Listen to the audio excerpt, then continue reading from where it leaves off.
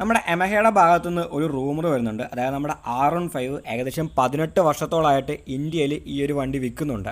ഇത് വന്ന സമയത്ത് നോക്കുകയാണെങ്കിൽ 149.8 cc എഞ്ചിനാണ് വന്നുകൊണ്ടിരുന്നത്. പിന്നെ കാലം ചെല്ലുന്തോറും അതിൻ്റെ പവർ കൂടിക്കൂടി ഇപ്പം 155 cc വരെയും ആ ഒരു എഞ്ചിൻ അവർ എത്തിച്ചിട്ടുണ്ട്. പക്ഷേ യമഹയുടെ ഭാഗത്തുനിന്ന് വരുന്ന പുതിയൊരു വാർത്ത നോക്കുകയാണെങ്കിൽ യമഹ R2 ഇറക്കാൻ പോകുന്ന പറയുന്നത്. അതായത് 200 cc കാറ്റഗറി വരുന്ന യമഹയുടെ ആ ഒരു സ്പോർട്സ് ബൈക്ക് R15ൻ്റെ 200 cc വേർഷൻ. അതായത് ഇപ്പം അവർ പറയുന്നത് നിലവിൽ നോക്കുകയാണെങ്കിൽ R15ൻ്റെയും R3യുടെയും ഇടയിൽ നല്ലൊരു ഗ്യാപ്പുണ്ട്. ഇപ്പോൾ വില നോക്കിയാലും R3ക്ക് നല്ല പോലെ തന്നെ വില കൊടുക്കേണ്ടി വരും. അപ്പം ആ ഒരു ഗ്യാപ്പ് നിർത്താൻ വേണ്ടി അതിൻ്റെ ഇടയ്ക്കോട്ട് R2 എന്ന് പറഞ്ഞൊരു വണ്ടി കൊണ്ടുവരാൻ പോകുന്ന പറയുന്നത്. ഇപ്പം നിലവിൽ നോക്കുകയാണെങ്കിൽ ഗ്ലോബലി R25 എന്ന് പറഞ്ഞൊരു വണ്ടി യമഹയ്ക്ക് ഓൾറെഡി ഉണ്ട്.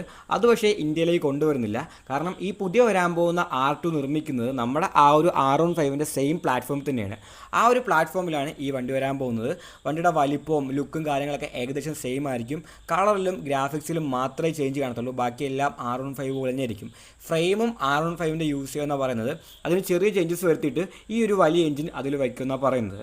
പിന്നെ ഈ ഒരു എഞ്ചിൻ നോക്കിയാലും ഇപ്പം നിലവിലുള്ള ആ ഒരു 150 cc എഞ്ചിനിലായിരിക്കും അവർ ഈ ഒരു പുതിയ 200 cc എഞ്ചിൻ ഉണ്ടാക്കാൻ പോകുന്നതെന്നാണ് പറഞ്ഞേക്കുന്നത്. ആ എഞ്ചിനെ ബേസ് ചെയ്തായിരിക്കും പുതിയ 200 cc എഞ്ചിനും വരുന്നത്. ഇപ്പം നിലവിലത്തെ എഞ്ചിൻ നോക്കുകയാണെങ്കിൽ ഏകദേശം 18.4 PS പവറും 14.2 Nm ടോർക്കുമാണ് പ്രൊഡ്യൂസ് ചെയ്യുന്നത്. ഈ പുതിയ 200 cc എഞ്ചിൻ ഏകദേശം 24 PS പവറും 19 Nm ടോർക്കും പ്രൊഡ്യൂസ് എന്ന് പറയുന്നത്.